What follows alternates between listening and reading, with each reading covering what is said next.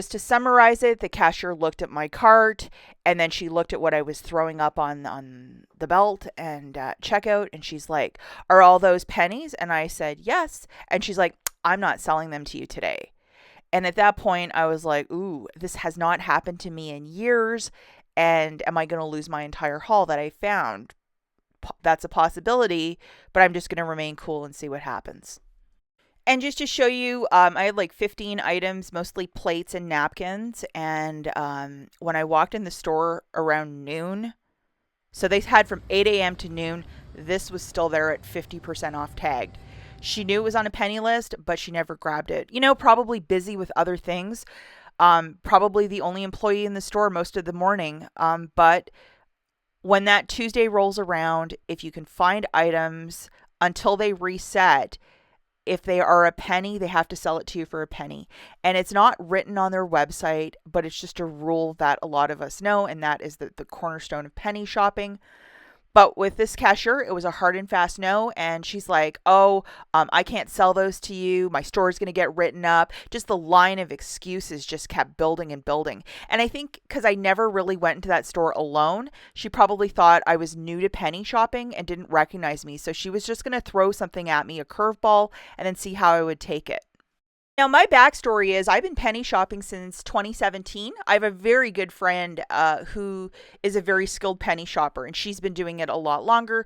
But back in the day where you actually had to memorize UPCs and go into the store, and it was like really, really specific back then, because back in the day, we didn't even have the Dollar General app where you could scan barcodes. It was like you had to have old screenshots on your phone and then like match them up and then hope and pray at the register that they would work together. If not, you were paying full price. It was quite the thing back in the day.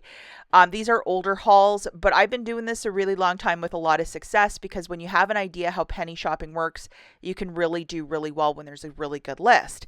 So with this graduation list, I just knew it wasn't going to be popular with shoppers because everything is dated for 2025.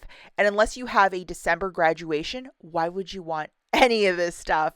And I just basically wanted napkins, a couple party favors. Like, I didn't take everything, and I surrendered half of it to the cashier. And that was not going well with her. And she's just like, "I'm going to get written up. I'm going to get in so much trouble over this. So I really don't want to sell you this stuff today." And I'm like, "Okay." I'm like, "Do you want to call maybe your manager of the store and ask her, because I'm allowed to buy this stuff?" "No, you're not." And she's like, "Well, she's still in the back. And if she's in the back, I'll let her know. But other than that, I won't be able to do the sale." And at that point, I'm just like, why am I getting such a attitude about this? Like, because you had like from 8 a.m. till noon to grab this display. You just left it there. And it was odd. So she ran to the back of the store, spoke to the manager, and then came back and said, "Just this once, we're going to sell you the stuff." And I'm sure a lot of you that go out penny shopping a lot, you probably hear similar stuff. Again, there's nothing on the website about this, and I know it's in their employee handbook. They're supposed to ask you where you found the items and then go and say you only had one of one item. They have to go get the rest and remove it off the floor. But yeah, they can't deny the penny sale. And you can escalate it manager, and then you can escalate it, speak to a district manager.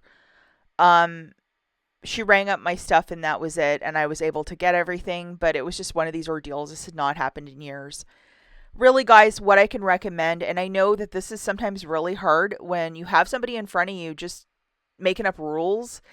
You have to remain calm, because if I stood there and started calling her names and getting all upset and huffy, it goes nowhere. But because I remained calm, she actually tried to get the manager and tried to get me an answer, even though her understanding was not to sell the penny items, and to give me a whole speech about how she would get written up, and personal stuff about stores being written up, employees being written up, employees being disciplined is not my business. So she shouldn't be sharing that as well. She did ask the manager, and the manager saw it my way. Before it's gotten a lot worse for me, at this one store where I found a bunch of coffee one time, I got refused the sale. And basically what happened is, I don't know how I did it, but if you Google search. I can't give you guys this phone number. There's an employee phone number at Dollar General, and I actually got a manager, like a higher up person one day for the sale of coffee I couldn't buy, and it wasn't expired or anything. And he called the store, and within 20 minutes later I could go back and get it. It was just really bizarre, and he was really nice. I recommend you try and find that phone number because it's much better than a manager or a district manager because it's coming from the top. And they know, they're very well versed about the penny policy, but just to remain calm and ask them to keep all of your stuff because they might actually throw it all, in the dumpster in the back. But if you say, hey, just keep my stuff, I'm going to make a phone call, and it'll probably go your way. I know sometimes it could be really intimidating, especially if you're at a newer store or if you're new to penny shopping, but stick by your guns.